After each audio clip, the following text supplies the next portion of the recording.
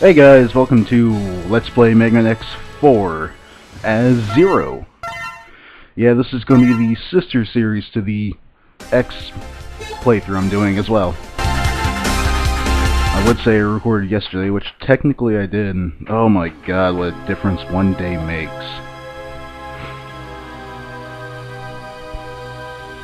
We got a Zero cutscene here. Very little voice acting. Who are you? My masterpiece. But who are you? After him, he is my nemesis. Our rivalry is what gives me motivation in life. Now go. Destroy him. That's an order. But wait!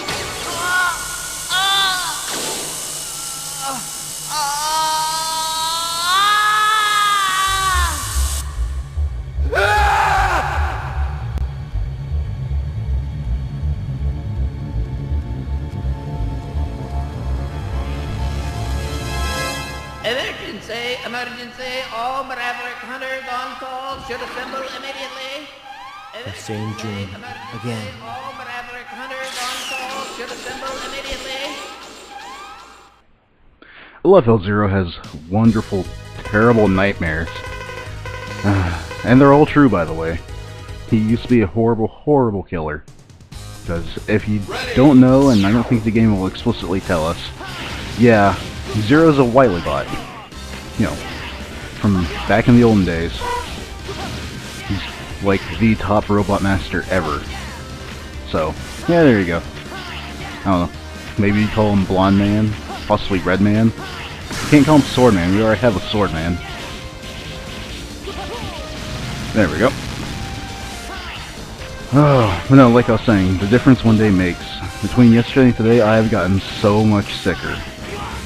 But I don't want to not record, so here I am. And yeah, the intro stage is the same for both characters. But the difference is Zero is a short-range fighter and X is a long-range fighter. And the text here should be the exact same.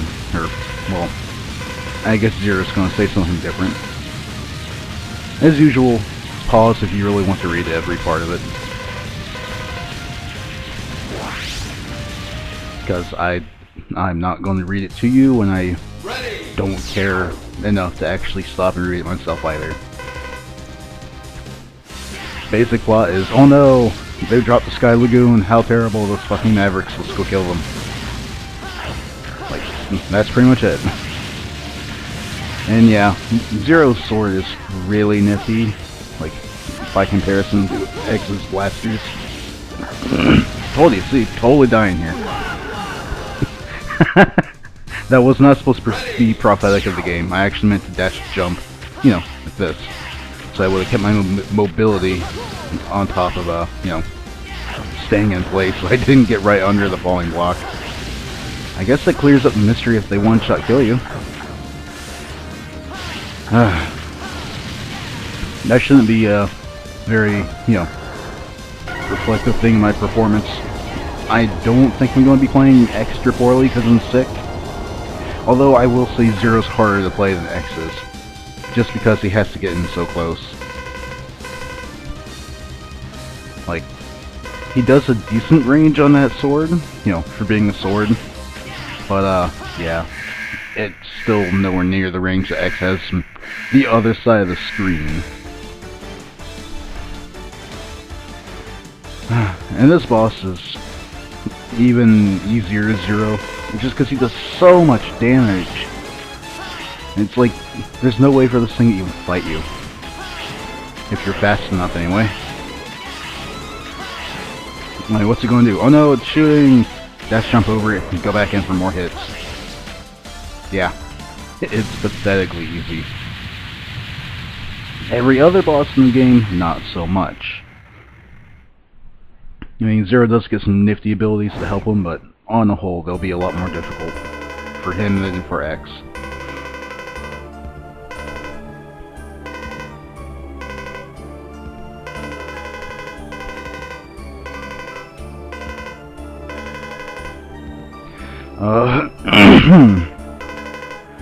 But yeah, the story is pretty much going to be the same here as it is in X as well. Zero's going to want them to, you know, stand down or what have you and come in for questioning, and the Colonel's, you know, equally douchey and doesn't want to.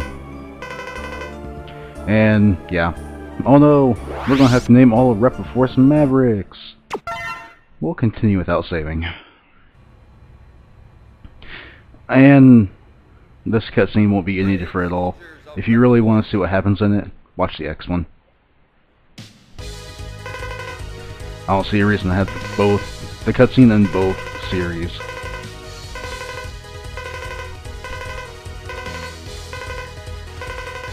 And instead of having double, Zero has Iris. She also does about nothing and acts as his no, his girlfriend liaison, I suppose. And I think, yeah, it's going to be saying the same thing about every one of these Mavericks as well. So, woo. I may sound unimpressed with the game right now. That's just because I don't like having to sit through text that takes forever to scroll, even if you're tapping the buttons as fast as possible. So I'm going to try doing a slightly different boss order with Zero than I do for X. It won't be that different though. I'll be starting with Web Spider, obviously, instead of Frost Walrus, just because it's something else. Then I really like the ability you get from Web Spider. So with Zero, I would say you have to pay a little more attention to terrain and take advantage of it better than X does. Also, if you come in here, there's nothing here at Zero. It's where the legs were for X. And unlike in later later Mega Man X games like 5 and 6, Zero can't collect the X parts for X, where you can actually choose who you want to play at the start of the level. Here, it's at the start of the game, and you're stuck with them for the rest of the game, which makes it more unique to me. You can't just go, oh well, this character's better for this stage. No, you gotta deal with your choice the entire time. And honestly, the game's easy enough that both characters can get through without too much trouble. Whoop. Fall down, Zero. And some enemies will be placed in such ways that it's kind of hard to be able to hit them without getting hit yourself. And that's okay. Because Zero takes things out fast enough that it shouldn't matter anyway. Like, you know, that. Oh, cool. Life. This guy, I'm obviously not even going to bother. I'll just destroy the door without even facing it. Ready. Not really intentional, but that's how it worked out. Yeah, these things are not going to be too big a deal. What's nice is the saber does come down far enough that he can hit things before he lands on them. So, you know, there shouldn't be too much of a fear of, you know, landing on an enemy and taking a bunch of damage. And it is a really nice weapon. Like, it has a quick recharge speed, or, you know, you don't have a huge cooldown every time you swing. I'm not a humongous fan of the combos when standing. Like, that last swing, sure, it has a lot of hit frames to it, but when you're fighting a boss, it doesn't help because they'll be immune for more than half of them, and it doesn't really do that much damage. So I actually have a different way of fighting bosses, which you may have already deduced from how I fought the dragon.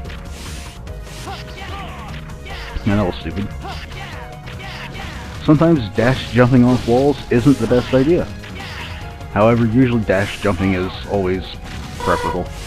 You know, as long as you don't jump into things. There we go. And we are going into the boss room. Mostly because he needs to die. I want his sword. Oh, not that he fights with a sword, but Zero collects new sword powers, as you would expect. I mean, X gets new guns, Zero gets new swords, or other abilities. Okay, Spider, let's do this. Run away. Comes down, I hit him. wall jump around and get him again. Unless he's really low like that, and I don't want to have to try and work extra hard for the extra hit. Oh, damn it. Couldn't get the extra hit that time. Nope, that's going to hit me.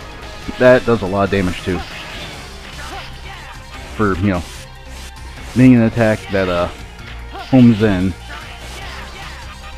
It's not that hard to avoid. I'm a little embarrassed I got hit, actually. Yeah, you see, Zero has a slightly harder time with bosses. It'll be even more evident later on when X actually, you know, has the right weapons for the bosses. Because most of the time, Zero's earned abilities don't help him against the bosses. I think Capcom just decided that he does enough damage normally. Come on, there we go. And I want to try and rush in to get him because eventually he's going to move over to where I can hit him. With minimal movement on my part. And if I'm sniffling a whole lot, or you hear me, like, swallow deeply, it's because of how congested I am. And I apologize. Although I don't want to apologize now at the end of the episode. You won. Glad you gave me. Yeah, on all his ability names are Japanese, and it doesn't really help when you can't remember how to do them. Luckily, they aren't very confusing. Doesn't matter, they're both Zero and they're both fully done. Okay, so next time on Let's Play Mega Man X4 as Zero, I think I'll be taking on Split Mushroom. See you guys then.